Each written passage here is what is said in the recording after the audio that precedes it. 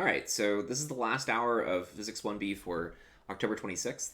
We're going to talk about, not SIL, C-Y-C-L-I-C, cyclic. Cyclic processes and isolated systems. Okay, so we just mentioned a second ago that even though the energy, Q, heat that comes into a system, and the work that comes out of a system depend on the path that you take, it turns out that the change in energy of the state only depends on the initial and final states in a thermodynamic process.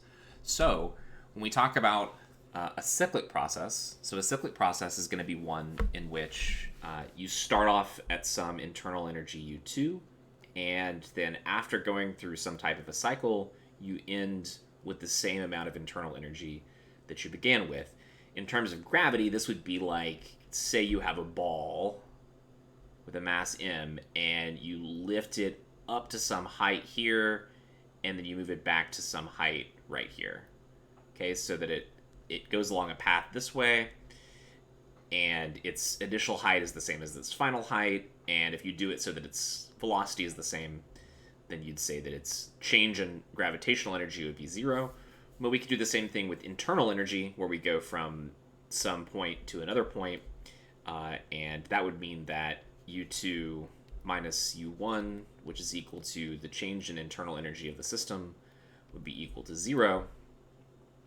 So what does that mean? Well, we saw above that the change in internal energy, according to the first law, is equal to the heat that comes in minus the work that goes out. And if it's equal to zero, that means that Q has to be equal to W. Pretty simple. So that's something we can use when we solve certain problems, is that the energy that comes in through heat has to be equal to the work that comes out, right? Or the heat that flows out has to be equal to the work that comes in. Those are the possibilities, right? Another special case is for isolated systems. And for an isolated system means a system that is not going to exchange energy with its environment. That is to say, it doesn't do work on its surroundings.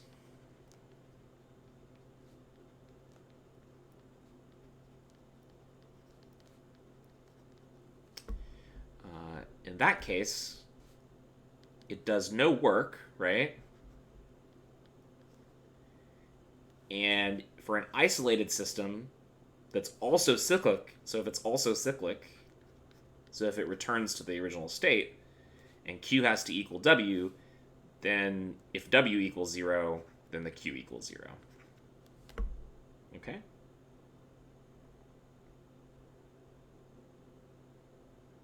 So for an isolated system, it does no work on its surroundings, so the work is zero, then the Q is zero. And then this picture that I copy pasted over here from your guys' book is an example of this. So this is kind of like a daily process that a person might go through. Your body, which is a thermodynamic system, goes through a cyclic thermodynamic process like this one. Heat Q is added by metabolizing food, i.e. eating food, and then your body turns it into energy. And your body does work in breathing, walking, and other activities. If you return to the same state at the end of the day, then Q is equal to W, and the net change in your internal energy is zero. So we start down here. Here, let's start at breakfast. Sleep seems like a weird place to start, so let's start at breakfast. So at breakfast, you eat food. You eat like 5 million joules of energy. And the work that comes out of that, I assume, is probably the work involved in eating itself, because you have to actually lift food into your mouth and stuff like that, burning off a very small fraction of what you eat. Then you go to work, and at work you expend the rest of the energy, and now you're exhausted and you want to eat again. So at lunch you consume another 5 million joules of heat in terms of calories, and then again you're doing some work to eat the food. And then in the afternoon you work, and in that process you're doing work while not consuming energy. And then at dinner time you eat even more food. Some of that work goes here. You exercise for an hour, and that ends up being a very small amount of the energy that you actually ate. And then you study, and I'm sorry, I'm on the wrong thing here, aren't I? I just noticed I got a message from a different channel. Oh, so you guys were responding to what I was saying. Okay, get back to that in a second. All right. And then you come back here studying TV. Look, watching TV apparently burns energy. Maybe the studying does. I don't know. And so then the idea is if you sum up all of the Qs that are coming in here, which is 5 plus 5 plus 6.5, that's 10.5 or 16.5 joules of energy that you consumed versus the work. And in this case, you came back to the same point. This would be like a cyclic process. Okay. And the change in internal energy ends up being 0. Now, if you do more work, right, then you consume food, then the change in internal energy would be negative, which would mean you're losing weight. And if you consume more food than you do work, which is what I've been doing during the pandemic, then because I'm just stuck inside all the time, then you end up gaining weight, unfortunately. But it is what it is. You guys are saying it's cold. It's a bit chilly. I love it. You're in full sweatpants, sweatshirt. I was about to put on a hoodie indoors. I haven't done that in a while. And, yeah. Anyway, so, so there we go. Example of a cyclic process. So, anyone have any questions? So, in general, our rule is, the rule we're going to use to solve these problems is this one right here. Change in internal energy is equal to Q minus W. That's the first law of thermodynamics. If we have a cyclic process or we have an isolated system, we know that delta U is 0, so Q has to equal W, as it does in this example here. Q equals W, right? So those are the kind of things we're going to use to solve the problems that we're going to do now. Okay, well, let me make sure that I didn't miss... Yeah, okay. We're going to do these 3 problems here.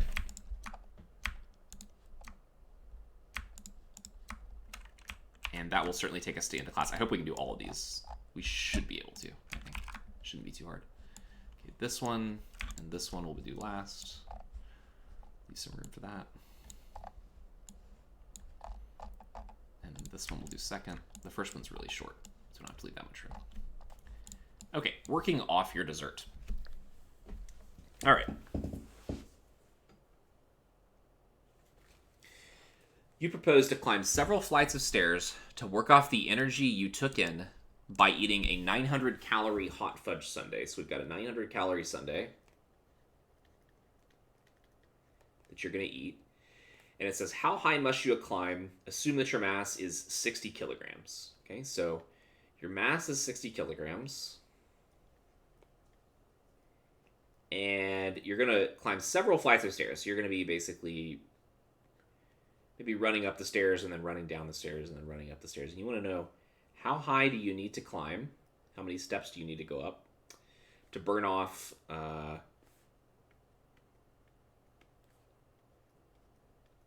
you're going to climb up these stairs, and in so doing you're going to have to do work to do this, so it's obviously going to burn some of the energy off that you consumed.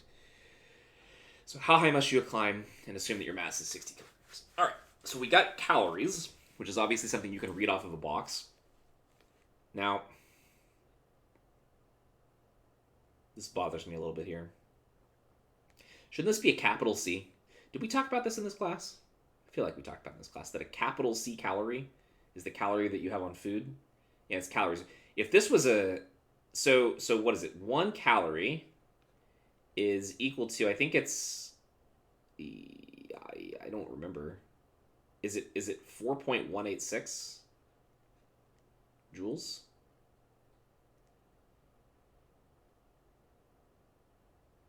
Yeah, and then a food calorie, which is so like 1 kilocalorie, which is what we're talking about here, is... Can someone look this up just real quick on the internet to make sure I'm right about this? For this is 1,000 of the little calories, but it's also on the side of your food. They always use a capital C for calories, and I think that's what they mean here. Okay, so we need to convert this into energy, and it looks like 4186 joules is going to be 1 calorie. So if we do 900 calories, and we multiply that times 4186 joules per calorie, that's going to give us... What is that going to be? Is that going to be Q? Is that going to be W? What do we call this one?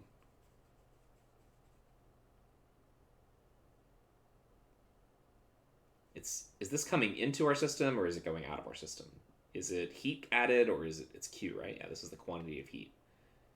It's energy, but it's the energy we're taking in, right? So we call that Q. This is going to have to be equal to the work done W because it says, what does it say? You propose to climb several flights to work off the energy. How high must you climb? So you're going to have to do at least this much work. I think in reality, I wonder if it says this in the example. I think in reality, you have to do 4 times the amount of work to burn off the calories, though, is what you would get out of this calculation. We'll see, though. Let's calculate it real quick. So what's a 900 calorie hot fudge sundae? I guess that's a normal. That's somewhat normal, I guess. Feels kind of low, but anyway.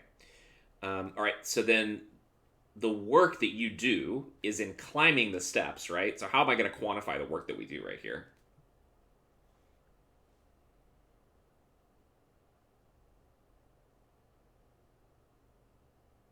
How do I quantify the work that the person's going to do in climbing the steps? What could we use? Potential energy? That'd certainly be a good way to do it. We could just say it's probably equal to something about like the potential energy due to gravity that's gained by moving up here. Now, granted, you're also moving, so maybe you climb the stairs at a constant speed, so that your kinetic energy isn't really changing very much, except for the beginning and the end. But changes in kinetic energy matter too. So getting up to the speed you need to climb the stairs. But we're just going to assume that all of this goes into H.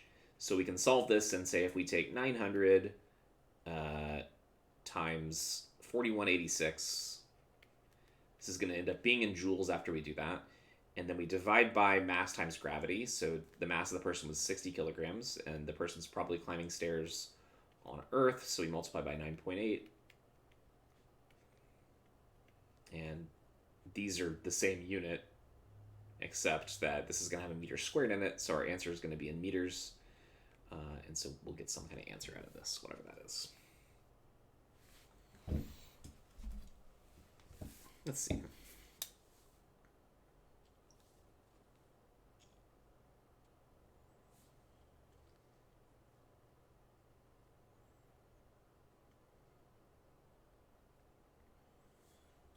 So I get, wow, that's a lot of steps. Did I do that right? Yeah. So I got 6407. Do y'all agree? Now I'm curious if the book actually mentions something about how I think you actually have to climb even more than that. Because our body's really inefficient at converting.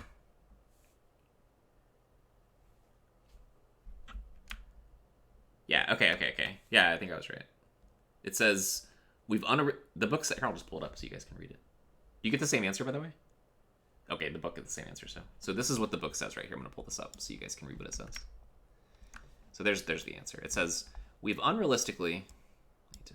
expand this a little bit here. We've unrealistically assumed 100% efficiency in the conversion of food energy into mechanical work. The actual efficiency is roughly 25%, so the work W you do as burn off on the Sunday is only about 25% of this. The remaining 75% is transferred to your surroundings as heat. Hence, you actually must climb about 1,600 meters or 1 mile. Do you really want that Sunday? At least it's less, though, actually. I thought it was multiplied by 4. I was mixing it up in my brain.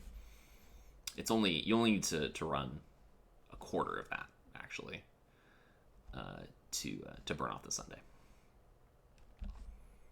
And the rest of it is just heat lost to the environment, right? So in this process, in reality, what happens is that you pull this much in, and then only, when you do the exercise, you're also expelling heat, and by expelling heat, you've burned off some of that energy too, right? And then 25% of the energy goes into climbing the steps. So, any questions?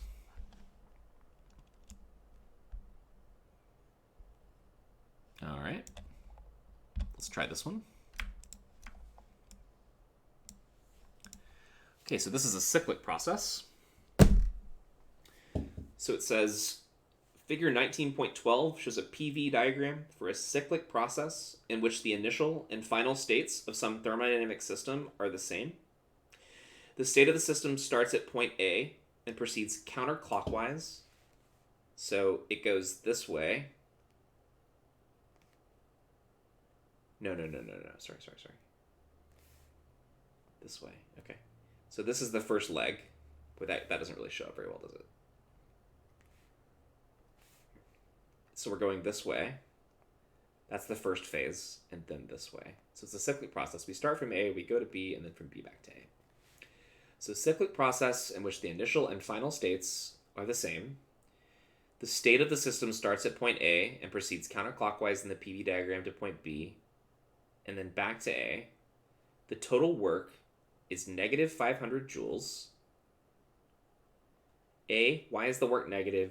B, find the change in internal energy and the heat added during this process. Okay, so it says the total work is negative 500 joules.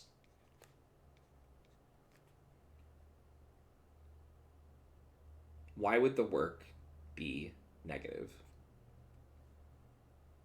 What's the answer to that?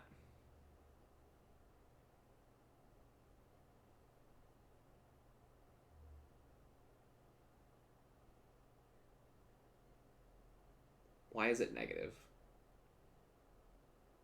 Okay, this represents work being done on the system, but can you say anything, or can anyone else say anything about why would this particular process going from this way and then back up to here, why would that give us negative work?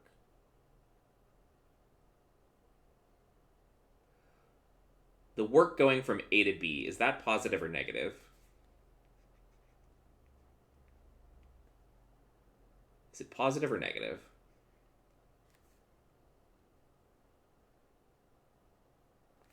Remember that work is equal to the integral of PdV, which means that it's equal to the area under the curve.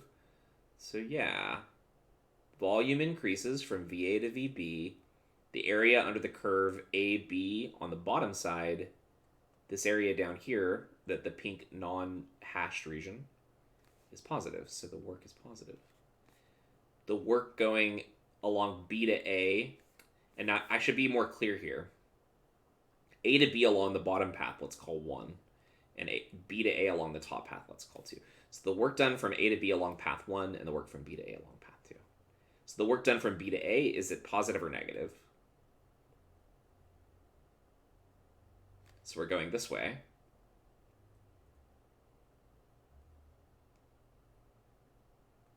Here to here. We're going backwards. And when we go backwards, that's like flipping the signs on the integral, right? Like, if you invert these and you go from B to A, you're going to get a negative sign, right? You all remember that? Okay. So the work going from B to A is less than 0. How do they compare to each other? Which one has a larger absolute value? It'd be the one with the bigger area, right? Which curve has the largest area under the curve? Is it the bottom one or the top one? Yeah, 2 has a larger area. So that means that the work going from B to A is bigger than the work going from A to B. B to A is negative and larger. So that means that overall you get a negative sign. That's the reason why. Okay, it says find the change in internal energy and the heat added during this process. So what's the change? So this is part A. What's the change in internal energy going to be?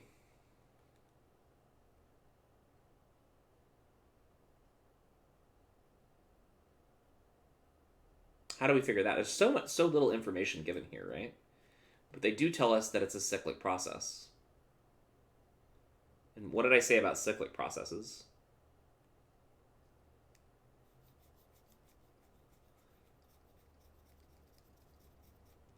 Q equals W, and delta U is equal to Q minus W, right? And in this case, the only way Q could possibly be equal to W is if this was equal to 0. So delta U is 0. This is the only reason they even ask this. The whole point of this problem is just for you to remember that cyclic means delta U is 0. Okay. Keep that in mind because it's going to be helpful for your homework problems. Anytime you see the word cyclic or isolated, we know delta U is going to be equal to 0. If it's isolated, Q and W are 0. In this case, we also want to find the change in internal energy, also the heat added, right? Well, we know that the work done was negative 500 joules, so the Q has to be equal to W. So that means that Q also has to be equal to, is it positive 500 or negative 500?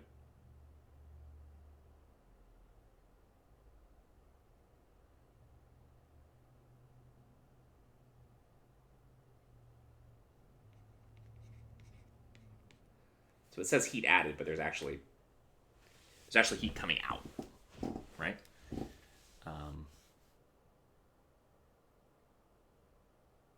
There's heat coming out of the system. And then, so what's happening here? So let's think about these negative signs. So the environment does 500 joules of work on the system, and the system then expels 500 joules of heat. I think that's right. Does that seem right to everyone?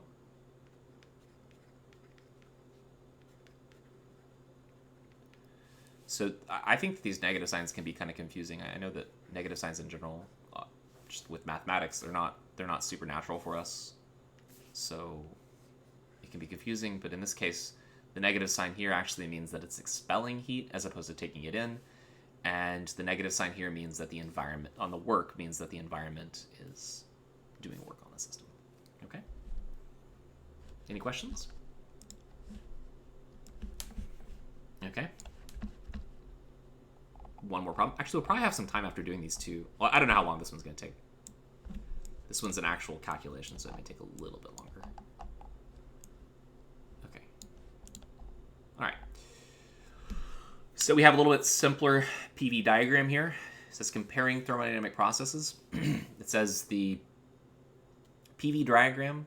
Oh, did I miss one? Oh, no, I didn't. Okay. The PV diagram of figure 19.13, which is right here. I'll make it a little bit bigger in case you can't read the axes. Shows a series of thermodynamic processes. In process A to B, 150 joules of heat is added to the system. In process B to D, that's the top one here, 600 joules of heat is added. Find A, the internal energy change in process A to B.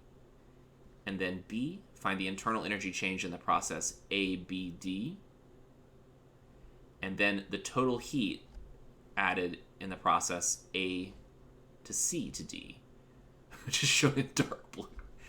They look like the same blue to me, but I'm just going to use a different color. So A to C to D is this process.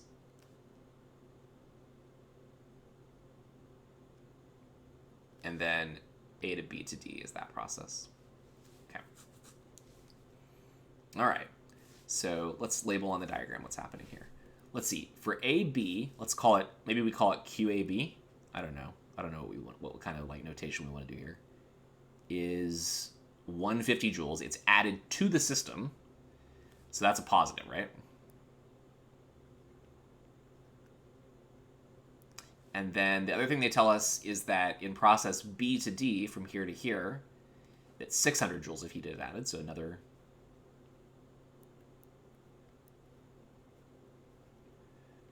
And the other information that's given by the diagram itself are the values of the volume and the pressure. This is a PV diagram, so pressure and volume. Volume on the x-axis, pressure on the y-axis. We know that the pressure at point A is 3 times 10 to the 4 pascals. Maybe we call that P sub A. I don't know that we'll need to use it. And the pressure at point B is 8 times 10 to the 4. Oops.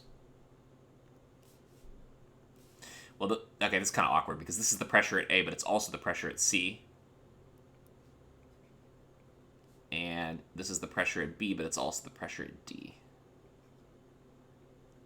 So I don't know how we'll end up writing that, but yeah. We also know the initial volume, or the volume at point A and B, and we know the volume at point C and D is given down here on the bottom. Okay.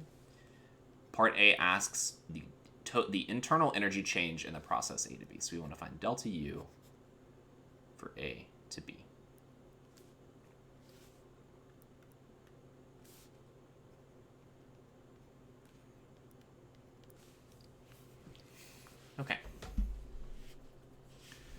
going to give you all a little time to actually think about this. And I will put up here, I believe for this problem, there are two equations we're going to need. One equation is delta U is equal to Q minus W. That's the first law of thermodynamics. I think the other equation that we're going to need here is the work done by a gas when the pressure is constant. And that is volume 2 minus volume 1 multiplied by the pressure. I think these are the two equations you need for this problem. Can you try to solve this one yourself? Find the change in potential energy, the change in internal energy from A to B. And I'll give you a couple minutes. I think you can figure it out pretty quickly.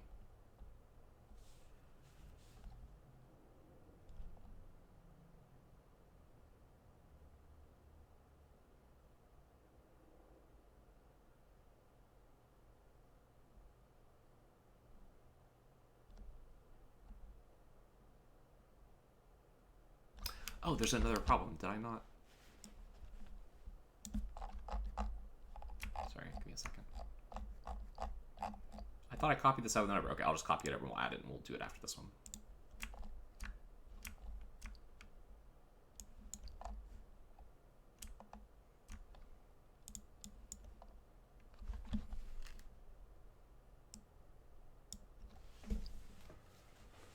Okay, so let's try to solve part A.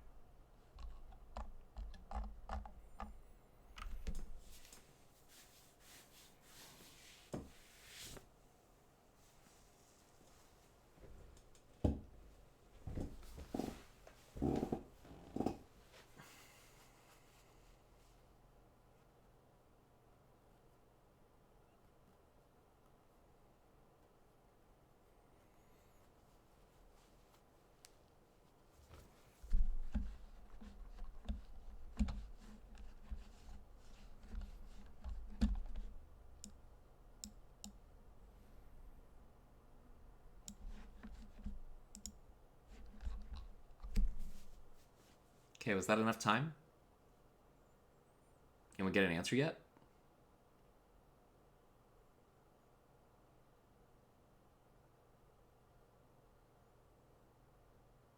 We're going from A to B. What's the work done in this case?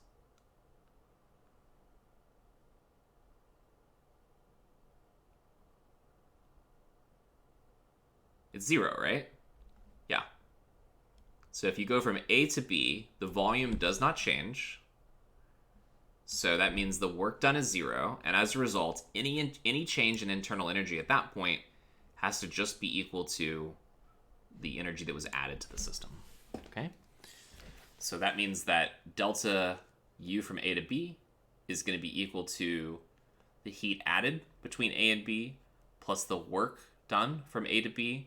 But this term is 0, which means that delta U is just going to be equal to Q from A to B, which we said was positive 150 joules. So the internal energy changes, the volume didn't change. Okay, so part B, sorry to keep changing colors, says now we want to find the internal energy change in the process ABD. Okay, so take a few minutes and try to do that one. Remember that this is from B to D here. I think I should zoom in a little bit in case those things are too hard to see.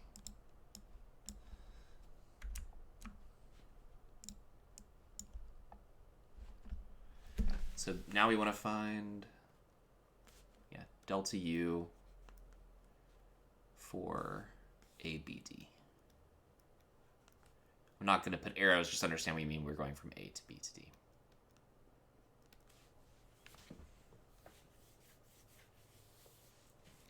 Let's take a couple minutes and try to solve that one.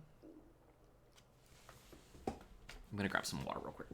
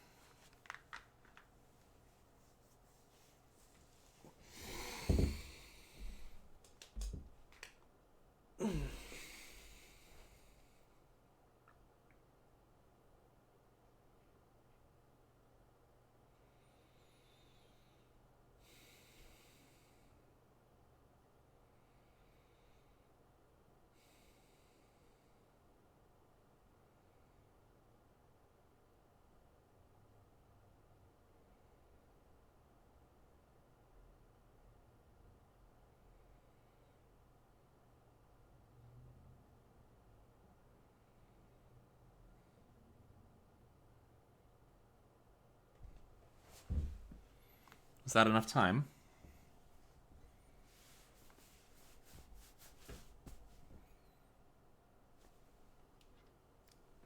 Okay, so at least one person got an answer. So you say 510 joules. Do other people agree? Okay. So, well, this should be equal to whatever heat that we add from A to B, minus whatever work we do from A to B, plus whatever heat we add from B to D, minus whatever work that's done from B to D. We already said the work from A to B was 0, and Q from A to B was 150. Q from B to D was 600 joules. And now we need to subtract this work, for which we can use that equation and say that it's going to be equal to the pressure at that point, which I'm going to call pressure B, multiplied by the volume at point B. Oh, we want to do final minus initial though, kind of thing, right? So we want to do the volume at point D minus the volume at point B. So plugging those numbers in, 150 plus 600. Pressure B was 8 times 10 to the 4.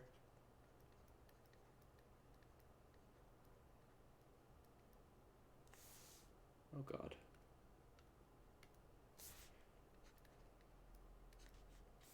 So then we do 5 minus 2.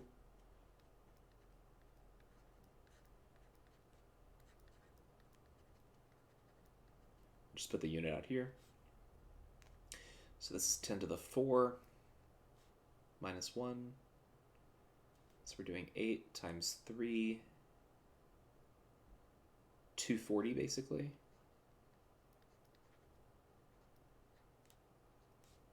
150 plus 600 would be 750. And this looks like I'm going to get the same answer y'all got. 510. Yep.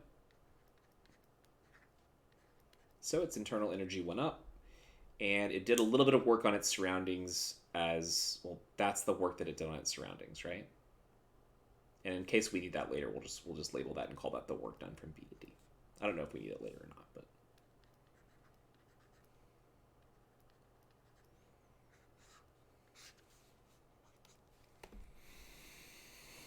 Okay. And then part C, we want to find the heat added in the process A to C to D. So we want to find Q now from A to C to D. You want to try that one too?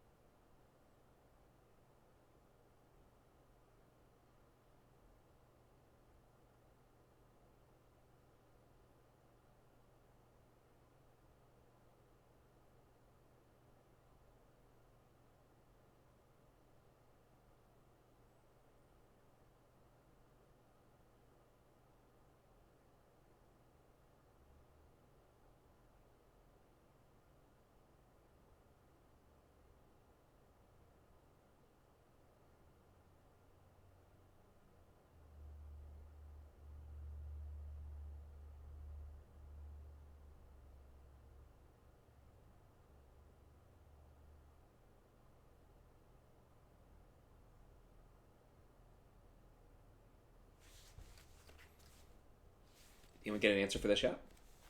Go ahead and type in the chat if you did.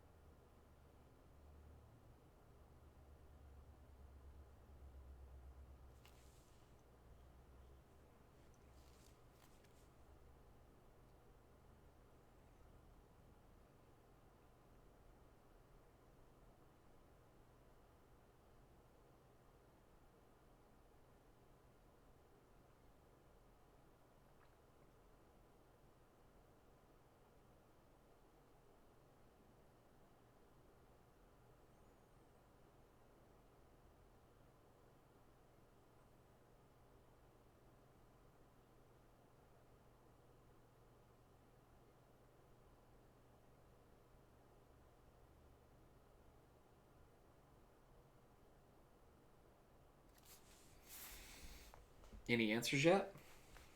Do you guys want me to give you a hint?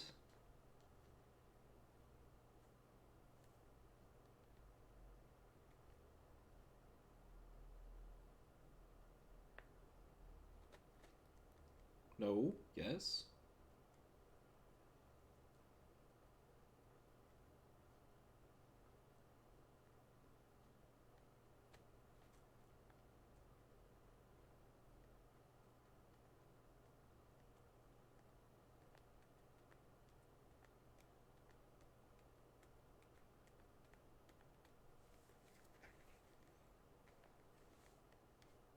You are going to use the area under the curve. That's part of it.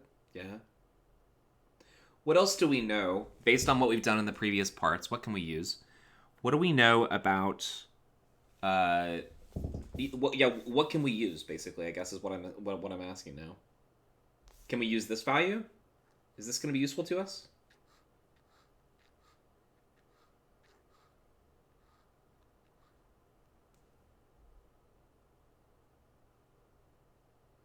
What do we know about change in? So I'm just going to run back through the big points of what we learned today. We know that the heat added depends on the path taken, right? We also know the work done depends on the path taken. Yeah? What do we know about the change in internal energy, though?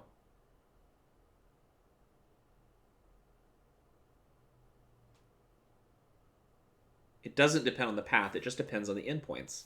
So in this case, yeah, we're starting from A and we're going to D, right?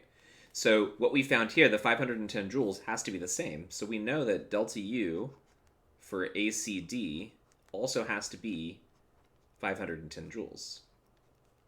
So use that information and see if you can't solve it now. Scroll back up, because you're still going to need that equation right there. Why does the scroll have to go like so far? There we go. And again, you just need those two equations in the top right corner.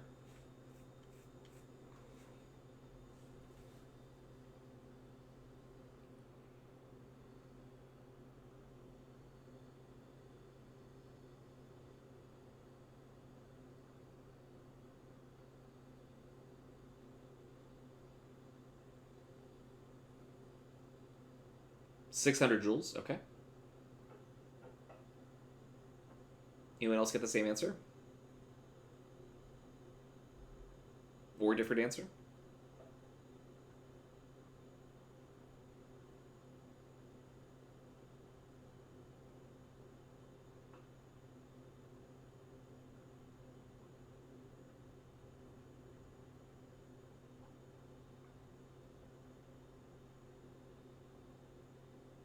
Goodbye.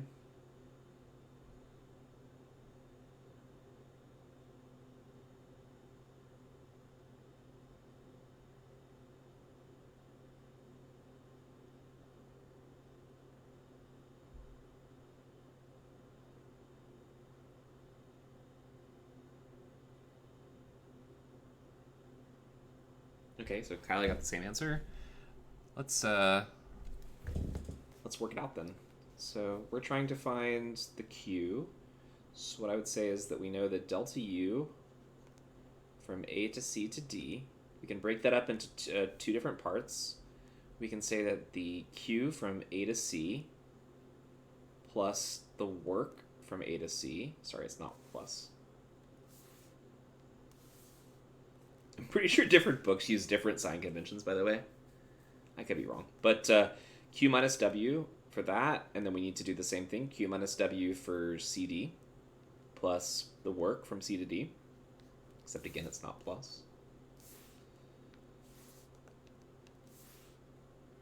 It's minus.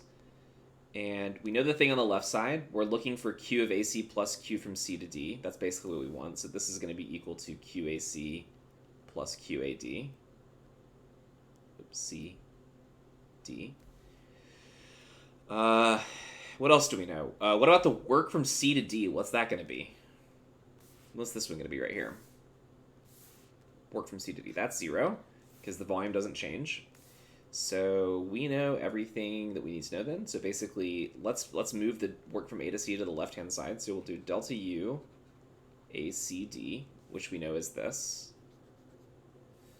Or we wrote it right here, I guess. That plus the work from A to C should be equal to Q of AC plus QCD, which is equal to QACD. So delta U ACD was 510. And we need to add to that the work from A to C. That's going to be 3 times 10 to the 4 pascals.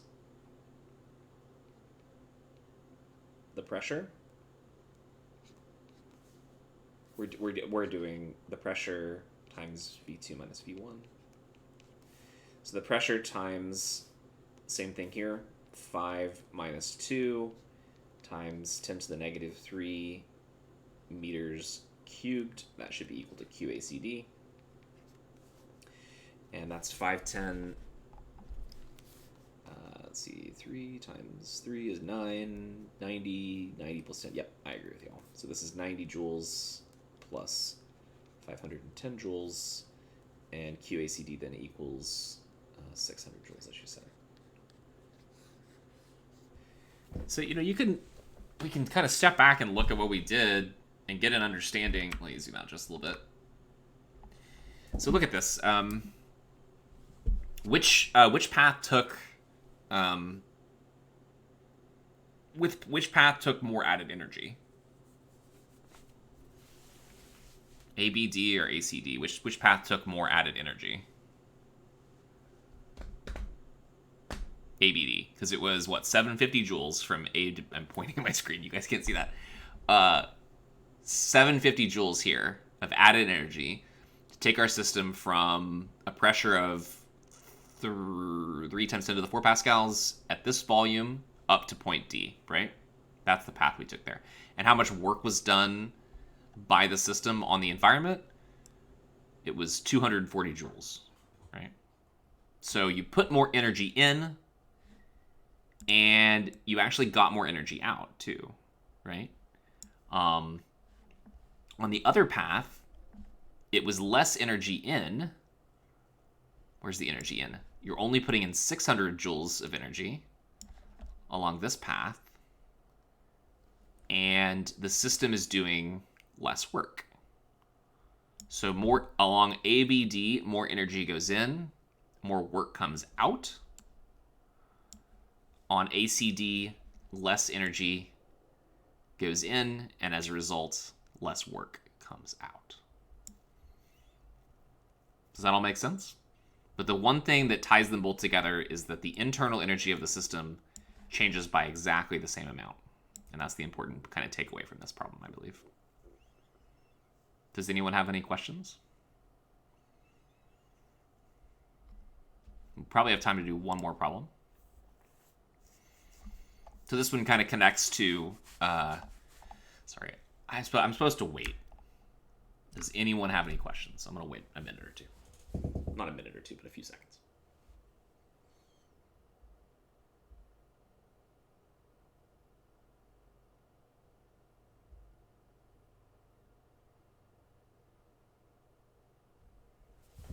Okay. So, thermodynamics of boiling water. All right. 1 gram of water at 1 centimeter cubed becomes 1,671 centimeters cubed of steam when it's boiled at a constant pressure of 1 atmosphere. It gives us the heat of vaporization. We want to compute the work done by the water when it vaporizes and its increase in internal energy.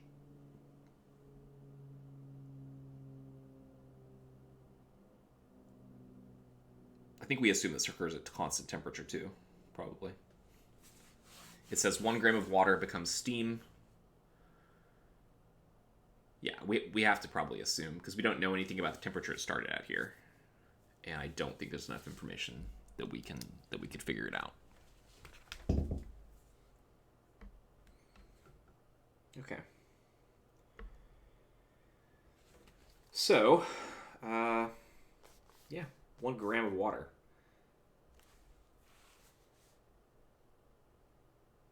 And I guess we know volume too, right? So it starts off with a volume of 1 centimeter cubed. It goes to a volume of 1,671 centimeters cubed. It's constant pressure, so we know the pressure 1 is equal to 1 atmosphere. Pressure 2 is equal to 1 atmosphere. We want to compute the work done by the water when it vaporizes and its increase in internal energy. Okay, so the work done by the water when it vaporizes. So the equations we have are delta U is equal to Q minus W, and since it's a constant pressure system, the work done is equal to pressure times V2 minus V1. If it wasn't constant pressure, by the way, then we just need to use the other version of this where there's the natural log that shows up. Okay, so there we go. I think part A, the work done, it's pretty simple. It's just this equation here. The work done is going to be equal to the pressure, which is 1.013 times 10 to the 5 pascals. We multiply that times the change in volume. So these are given in centimeters cubed. We'll have to convert that to meters cubed, right? So 1,671 centimeters cubed minus 1 centimeter cubed. We got to multiply that by the conversion, which is going to be... That's the conversion for meter to centimeter. We cube it, and that'll give us some answer here. So we're dividing by... I can't do this in my head. I'm just going to calculate it so we can get through real quick.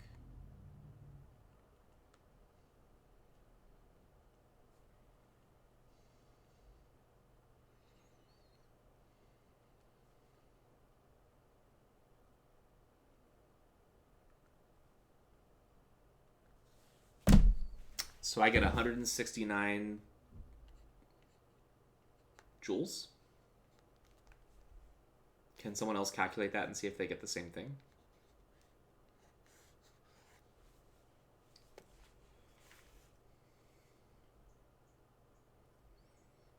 Okay, so that's the work done by the water when it vaporizes. And then B, the increase in internal energy. Hopefully by now you can... now we got to calculate the Q as well, right? What's the Q going to be in this case? How much energy needs to be added to the water to vaporize it? What do we use to calculate that? Yeah. Q is going to be equal to the mass of the water times the latent heat of vaporization. And so then the change in internal energy is going to be equal to that Q, MLV, we're using this equation now, minus the work, which we calculated here, 169 joules. So this is going to be equal to, it's a gram, so this is going to be 0.001 kilogram multiplied by 2.256 times 10 to the 6th joules per kilogram, and then subtract 169.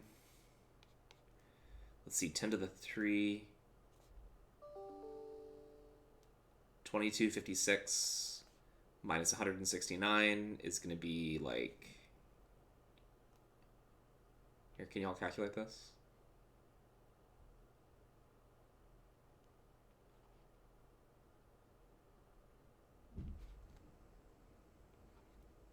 Oh, okay.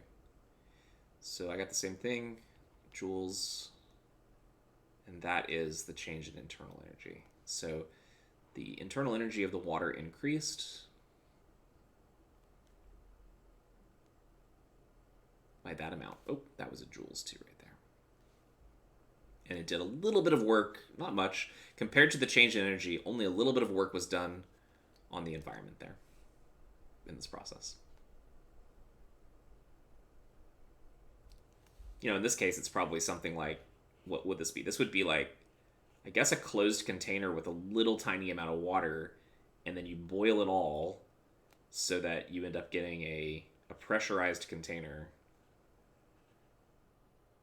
You know. Or you could even have, I guess you could have a piston here, and the piston would move up or something like this until it, you know, expands like this here. Okay, it's 107. There are a couple other topics that I wanted to get to, but the majority of the rest of the chapter, to be honest, is a whole bunch of derivations, and we'll go through them starting next time. But, you know, I would encourage you to go ahead and read the rest of the chapter. We'll go over it next time. We're going to talk about these different types of processes, so like adiabatic versus isothermic versus isobaric and isochoric. We're going to talk about heat capacities for gases and talk about ideal gases and how they work with all this stuff. So that's all I have for y'all today. Does anyone have any questions before we stop?